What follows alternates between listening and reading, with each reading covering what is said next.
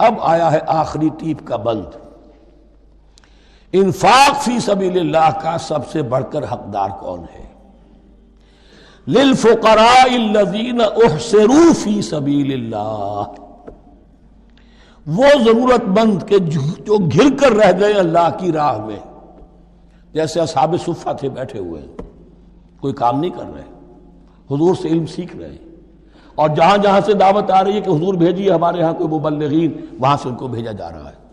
اب وہ معاش کی جد و جہد کرتے تو یہ تعلیم کیسے حاصل کرتے؟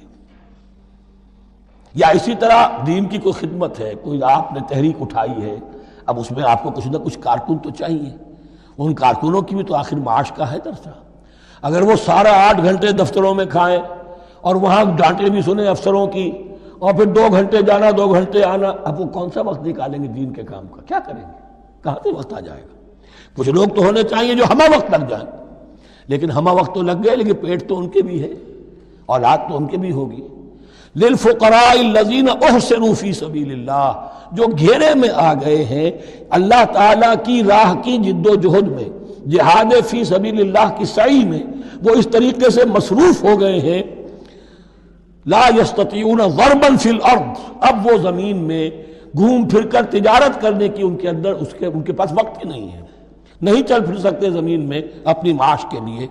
یحسبہم الجاہل اغنیاء من التعفف، اب یہ اس طرح کے فقیر تو ہیں نہیں جو لپٹ کر مانگتے ہوں، انہیں عام طور پر جو ناواقف شخص ہے وہ سمجھتا غنی ہے، اس سے کوئی ضرورت ہی نہیں، اس نے کبھی مانگا ہی نہیں، لیکن اس نے مانگا اس لیے نہیں ہے کہ وہ اس طرح کا سائل نہیں ہے، اس طرح کا وہ سوالی نہیں ہے، وہ فقیر نہیں ہے، وہ تو اللہ کے دین کے لیے اپنے آپ کو اس نے لگا دیا ہے۔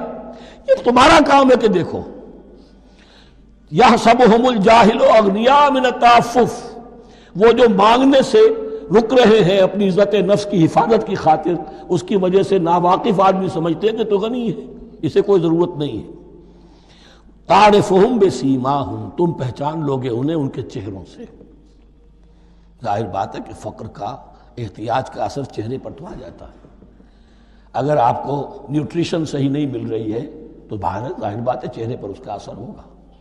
تعرفہم بسیماہم لا یسألون الناس الحافا، وہ لپٹ کر لوگوں سے سوال نہیں کرتے، مانگتے نہیں ہیں، وہ ان سائلوں کی طرح نہیں ہے جو اصل میں اپنی محنت وصول کرتے ہیں، کھڑے ہو کر آپ کے سر ہو کر آپ سے کچھ نہ کچھ نکلوا لیتے ہیں زبردستی، اس طریقے سے تو وہ نہیں مانگیں گے۔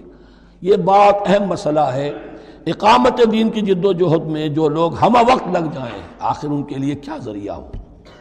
میں یہاں تفصیل میں نہیں جا سکتا، وقت بھی اس چنگ کا ختم ہو رہا ہے، لیکن یہ سمجھ لیجئے کہ یہ 2 رکوع جو ہیں، انفاق کا پورا مضمون، اس کا کلائمیکس جو ہے وہ یہ آیت ہے، للفقراء الذین احصروا فی سبیل اللہ لا یستطیعون ضربا فی الارض یحسبہم الجاہل اغنیاء من التعفف تعرفہم بسیماہم لا یسألون الناس الحافا وما تنفقوا من خیر فإن اللہ بہ علیم۔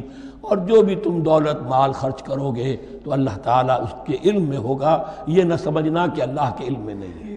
خاموشی کے ساتھ، اخفاء کے ساتھ ایسے لوگوں کے ساتھ تعاون کرو گے تو اللہ تعالیٰ جو ہے تمہیں اس کا پورا بھرپور بدلہ دے گا۔ بارک اللہ لی ولکم فی القرآن العظیم ونفعنی وإیاکم بالآیات والذکر الحکیم۔